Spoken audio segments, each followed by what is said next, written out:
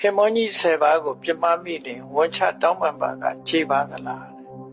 ပြမမိရင်တော့ဝန်ချတောင်းပန်ရမှာပဲဖြစ်တယ်ဝန်ချတောင်းပန်လို့ရှိရင်ဆက်ပြီးတော့အကုသိုလ်တွေမဖြစ်တော့ကောင်းတာတွေကြီးဆက်လုပ်ခြင်းအပြင်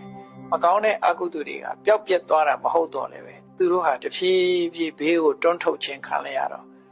ဒီနောက်ဆုံးမှာ isolated ဖြစ်သွားတာပေါ့နော်နောက်ဆုံးတဖြည်းဖြည်းနောက်ဆုတ်သွားတဲ့သဘောကိုဆိုလိုတယ်ပေါ့ကောင်းတာတွေကလွှမ်းမိုးလာတဲ့အခါမကောင်းတာတွေဟာတဖြည်းဖြည်းနောက်ရောက်သွားနောက်တော့သူတို့မှကြိုးပေးဖို့ခွင့်လန်းမရှိတာကိုဆိုလိုတယ်ပေါ့ဘယ်လိုတောင်းပန်ရမလဲဆိုပြမမိလို့ရှိရင်တော့ဒီပုဂ္ဂိုလ်ရှိနေတယ်ဆိုရင်အဲ့ဒီပုဂ္ဂိုလ်ရှိမှထိုင်ကြော့ပြီးတော့ဝန်ချတောင်းပန်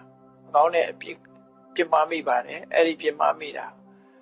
တိခံမှာခွင့်လွတ်ပါလို့ဒီလိုပဲတောင်းပန်ရမှာပေါ့အဲ့လိုတောင်းပန်တဲ့အခါမှာသူကလက်ခံလိုက်ရင်ကိုယ်စိတ်ထဲမှာပေါ်ပါပြီးတော့သွား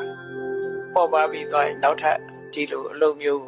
ဆက်ပြီးတော့မဖြစ်အောင်တတိထားပြီးတော့ထိမ့်သိမ်းဆောင်ရှောက်ဒီသဘောကိုဆွလို့တယ်နော်ဒီ confession လုပ်လိုက်တာနဲ့အပြစ်တွေအလုံးကြီးသွားတယ်လို့ဒီလိုပြောတာမဟုတ်သူပြောတာမဟုတ်လုပ်ပြီးသားတစ်ခုကလုပ်ပြီးသားပဲသို့တော့နောက်ထပ်ဆက်မတိုးအောင်ထိန်းတဲ့သဘောပဲဒီဘာလို့လို့ဆိုရင်မကောင်းတာတစ်ခုလုပ်ပြီးလို့ရှိရင်လူဟာမတောင်းပန်သေးသမျှစိတ်ထဲမှာလည်းတုံနှွေးနှွေးကိုယ်မှာအပြစ်ရှိတယ်လို့ခံစားနေရတယ်အဲ့ဒီစိတ်ထဲမှာခံစားနေရမှုဟာတောင်းပန်လိုက်တဲ့အခါမှာပြေပြောက်သွားတယ်အဲ့ဒီအကျိုးကိုရတယ်